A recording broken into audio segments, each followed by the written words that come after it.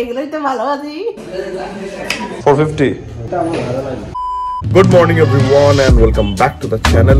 আজকে সানডে আমি না কোনো প্ল্যান করিনি, সবকিছু আনপ্ল্যান্ড হচ্ছে। কারণ আমি উঠলামই প্রায় 11:30টার সময়তে, কারণ প্রচন্ড টায়ার্ড আছি সিরিয়াসলি। কালকে লেগস হয়েছে, তারপরে তো আরো টায়ার্ড লাগছে। ঘুমটা আগে আমাকে কমপ্লিট করতে হবে। প্রপার রেস্ট নিয়ে উঠলাম, জাস্ট প্রোটিন ইনটেকটা রাখলাম, কারণ এরপর একটু লাঞ্চ করবো, অলরেডি লেট হয়ে গেছে। অ্যান্ড এখন আমি একটু বসেছিলাম ইয়েটা নিয়ে, কি বলে তোমার এডিট করছিলাম একটা ভ্লগ, এর আগে যেটা আসছে সেটা নিয়ে। আচ্ছা ব্যাপার আর কিছু না, একটু মায়ের সঙ্গে সকালটা আছে, দেখি বিকেলে যদি কিছু প্ল্যান হয় তাহলে বেরোবো। আপাতত আমি পুরোটাই সানডে একটা ক্যাজুয়াল রাখছি, আমি কিছু প্ল্যান করিনি, টোটালি আনপ্ল্যান যাচ্ছে। তো ঠিক আছে, তোমাদের কেমন কাটছে একটু বলো কমেন্ট সেকশনে আমাকে সানডেটা। মানে এই সানডেটা ভাই আমার বহুত এই উইকটা হেকটিক গেছে, আই নিড রেস্ট ভাই। আমার বেটাকে উঠাইতে তো আমার অর্ধেক সময় চলে যায়। সেই বাবু উঠ রে, কবে উঠবি রে? আর ডেইলি থোড়ি হচ্ছে ওটা। আমি জানি ডেলি নয়, কিন্তু তা হলেও তো ভ্লগ এডিট করতে করতে বেজে গেল 3টে। মা তো না খেয়ে বসেছিল আমার জন্য। তো এখন আমরা লাঞ্চ করবো। আমার এখনো স্নানও করা হয়নি, লাঞ্চ করার পর স্নান করতে হবে। তো ভাই বাড়িতে আছি, কাজ করছি, একটু ল্যাদ খাচ্ছি, হচ্ছে ব্যাপার। লাঞ্চটা করি অ্যান্ড জল খেয়ে খেয়ে তো পাগল হয়ে গেছি আমি। আজকে বাড়িতে আছি, তাও আমাকে আমার জলের কোটা ফুলফিল করতে হবে। তো যাই হোক, এই চলছে একদম। তো মামকে বলছিলাম কোথায় গেল, এগুলো একটু ট্রাই করতে হবে এবার, অনেকদিন ট্রাই করা হয়নি, যেগুলো এনেছিলাম আমরা ট্রেড ফেয়ার থেকে। লাঞ্চের পর একটু এনআইসির চকো চিপস আইসক্রিম খাওয়া হচ্ছে। কেমন লাগছে? দারুণ, এগুলোই তো ভালোবাসি। কালকে আমাদের বাইকের ফ্রন্ট ডিসপ্লেটা চেঞ্জ হয়েছে, এটা লোকালি লাগানো হয়েছে, ইম্পোর্টেড আর হয়নি কারণ সময় হয়নি। মানে এটা এমন টাইমে একটা লাস্ট মোমেন্টে হয়েছিল, ব্রেকের ব্যাপারটা হুট করে হলো, তো আমাকে চেঞ্জ করতে হতো, যেন লোকাল লাগালাম, আর ইম্পোর্টেড লাগানো হয়নি বা বাইরের ভালো কিছু লাগানো হয়নি। পেছনেটা টেকনিক্যালি আমাদের এখনো ভেস্টা আছে, তো ওটা পরে লাগিয়ে নেবো, অসুবিধা নাই। বাট একটা ব্যাপার কি হয়েছে যে গাড়িটা ওয়াশিংয়েও দিয়েছিলাম, রাইট ইন্ডিকেটরটা মানে ফ্লিকার করছে, ঠিকভাবে চলছে না। তো হতে পারে একটা কিছু ওই ধোয়াধুয়ি করতে গিয়ে একটা ইস্যু হয়েছে। দেখি যদি আজকে টাইমে আসি বাড়ি, তাহলে আজকে একবার যাবো, গিয়ে ওটা একবার ঠিক করাতে হবে। এনিওয়েজ চলো বেরোই। বাড়ি থেকে বেরোনোর সময়তে আমাদের একটা ওই যে দিক থেকে মানে পাড়ার মধ্যে দিয়ে গাড়িটা বেরোই, ওখানে আবার ইলেকট্রিকের কাজ হচ্ছিল, দিয়ে তো পুরো রাস্তার মধ্যে তার দেখছি পড়ে আছে। যাই হোক, নামতে হয়নি, ওই লোকগুলো একটু ব্যবস্থা করে দিল। তো ওখানে একটু টাইম গেল আমার বেরোতে গিয়ে। অ্যান্ড জামা যেটা পরে আছি বেসিক্যালি এটা হচ্ছে আমাদের দুর্গাপুজোর জামা, যেটা ওই একটা অ্যানিমে কিনেছিলাম।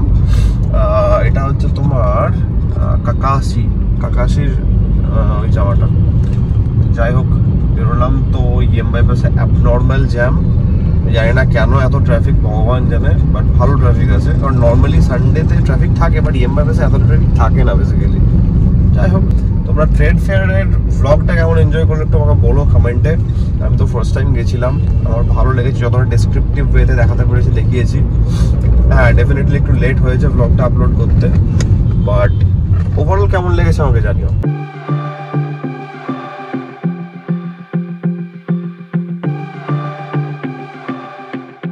কলকাতাতে সিরিয়াসলি এবার ঠান্ডা তো মনে হচ্ছে একদমই পড়েনি, মাঝখানে একটু ছিল, আজকে তো কিছুই নেই। আবার শুনছি নাকি 10 তারিখের পর ঠান্ডা পড়তে পারে, জানি না কেন, বৃষ্টি পড়বে না কি হবে ভগবান জানে। শুনছি নাকি এটা পড়তে পারে, খবরটা ওরা বলছে। এখন তো মানে এমন অবস্থা, আমি আজকে গাড়ি চালাচ্ছি, তাও আমি এখন হাফাতা পড়ে আছি, বাইক চালালে হুড়ি পড়তে হচ্ছে। বাট এই টাইপের গাড়িতে আছি বা এই মলে যাচ্ছি বা কোথাও খেতে যাচ্ছি, এক্সওয়াইজেড লাগছে না, এমনি আছে। ঠান্ডা মানে শীতের সময় যদি ঠান্ডা না পড়ে কিছু বলার নেই। কলকাতার দিকে ম্যাক্সিমাম পড়ে না, একটু আউটস্কার্টে গেলে হয়তো পড়ে, কারণ আমাদের ওই বীরভূম হোক, মুর্শিদাবাদ হোক, ওইদিকে তো ঠান্ডা পড়ে, এদিকে একদমই পড়ে না। আর সেটা ভালো লাগেও না। থোড়ি আমাদের বাড়ি থেকে মানালি এখানে চলে গেলাম, ঘুরে এলাম, এলো ব্যাপার, যা তাও দেখতে দেখতে কেটে গেল।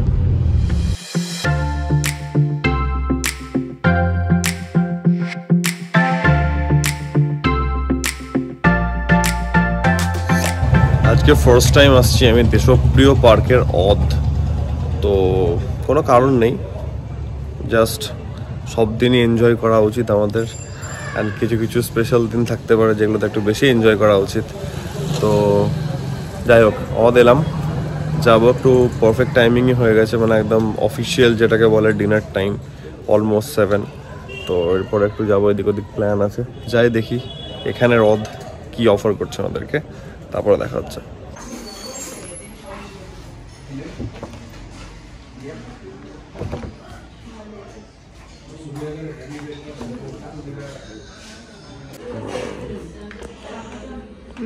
মাটনের আছে, সি ফুড আছে, মানে তো বিরিয়ানি।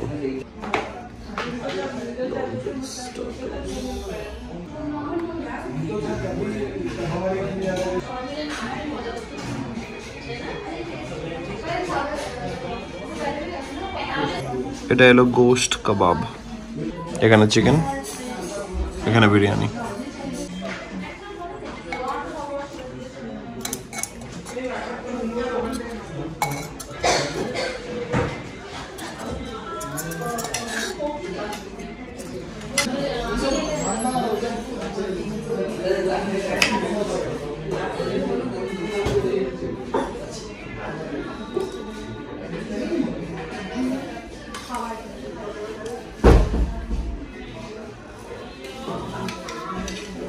কারি পাতার একটা এসেন্স আছে, অ্যান্ড সিন্স বিরিয়ানির সঙ্গে একটা কিছু না নিলে হবে না, তাই জন্য fresh lime soda, salt and sweet, দুটো স্ট্র কেন দিয়েছে ভাই আমি জানি না। তো আমাদের আইটেম ছিল হচ্ছে gosht tikka, gosht tehari, murgh kasa, fresh lime soda, total 1717, কিন্তু সেটা জোম্যাটো দিয়ে পেমেন্ট করেছি, তাই জন্য 1555 হয়ে গেছে সেটা। তো ঠিক আছে, খাওয়া দাওয়া খুব ভালো ছিল। গাড়িতে ঢুকে কথা হচ্ছে, একটু ছবি তুলে নিই পড়া থাম্বনেল।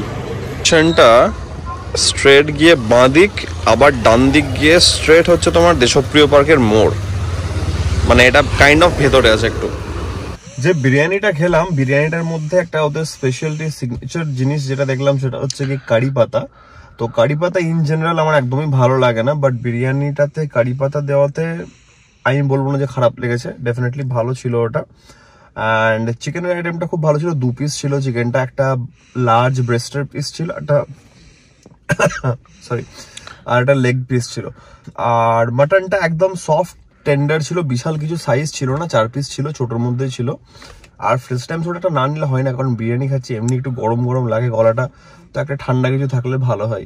ভালো হলো, ভালো খেলাম। অ্যান্ড এটা প্রবাবলি সব থেকে পুরোনো অদ একটা, তো এখানে আসা হয়নি কখনো আগে, তো ভাবলাম যে কোথায় যাওয়া যেতে পারে, একটা নতুন জায়গাতে যাওয়া হোক, তাই এখানে আসা হলো। এক্সপিরিয়েন্স ওয়াজ গুড, বাট আমি খুব বেশি ইন্টেরিয়ার দেখাতে পারলাম না, দাদা দেখালামও না, কারণ ওটা ফুটে উঠবে না, কারণ তোমরা সবাই জানো যারা অদ এসছে, অদের থিমটা একটা মুঘলাই থিম, একটা খুব ডার্ক থিম, তো ওটা আমাদের নর্মাল ফোনে ওটা ওই এসেন্সটা আসবে না ক্যাপচার করে। তো খাওয়া হলো, বেরোই তাহলে।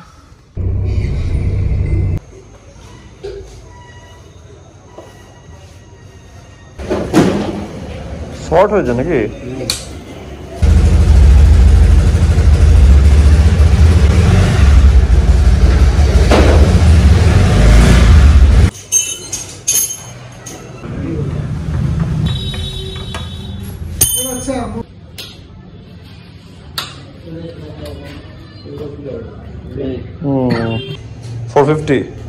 কেমন লাগলো? আগের থেকে ডিফারেন্স কিছু ফিল করেছো? আগের দিয়ে আরো লোয়েস্টে চলে গেছে। কি বলছো? বিএসপি কত ছিল? আগেটা তো 26 ছিল মনে হয় না, ওরকমই ছিল। হ্যাঁ, এদিকে ইন্ডিকেটরটা ঢুকে ওই জায়গাটা ছিঁড়ে গেছিল, এবার তার কেটে ইন্ডিকেটরটাকে লাইন করা হলো, দিয়ে লাগাচ্ছে এখন। তো গাড়িতে যে প্রবলেমটা হয়েছিল সেটা কালকের প্রবলেম ছিল, মানে কালকে একটা ব্রেক প্যাড চেঞ্জ হলো, সব ওয়াশিং হলো, তারপরে গাড়িটা যখন এলো আমি একবার গাড়িটা নিয়ে চালাতে বেরিয়েছিলাম, তখন দেখলাম যে প্রবলেমটা এসছে, সেটা ঠিক করাতে গেছিলাম। মানে নাকি ইন্ডিকেটারের যেখান থেকে তারটা বেরোচ্ছে সেই তারটা নেই, কেটে গেছে। তো তোমরা দেখলে ও ওখানে দাঁড়িয়ে ওই তারটাকে চেঞ্জ করলো, একটা এক্সট্রা তার লাগালো, কানেকশন হলো, ঠিক আছে, ভালো কথা। কারণ বাইকটা একটা এমন ব্যাপার না, মানে হুট করে কোনো একদিন গাড়ি থাকলো, বাট বাইকে যে কাজটা হতে পারে সেটা গাড়িতে হবে না। অ্যান্ড বাইক না থাকলে মানে লিটারালি চলা যায় না, একটা এমন অবস্থা। তো বাইকটা ঠিক থাকার খুব দরকার, তো ঠিক টাইমে বাইকটা ঠিক রেডি অবস্থায় থাকাটা খুব বেশি দরকার। তো ঠিক আছে, এই কাজটা হয়ে গেল কমপ্লিট, বাড়ি এলাম। সেরকম কিছুই না, আজকে দিনটা খুব ভালো কাটলো। That's all. আমি ব্লগটাকে আজকে এখানে র্যাপ আপ করছি, কারণ কিছু কাজ আছে, ল্যাপটপ নিয়ে বসবো একটু। আশা করছি আজকের এই ব্লগটা ভালো লাগছে তোমাদের। তোমরা জানো যদি ভালো লাগে থাকে then as usual do like share and subscribe. খুব জলদি আসছে নতুন ব্লগের মধ্যে। Till then take care, be safe, bye, good night.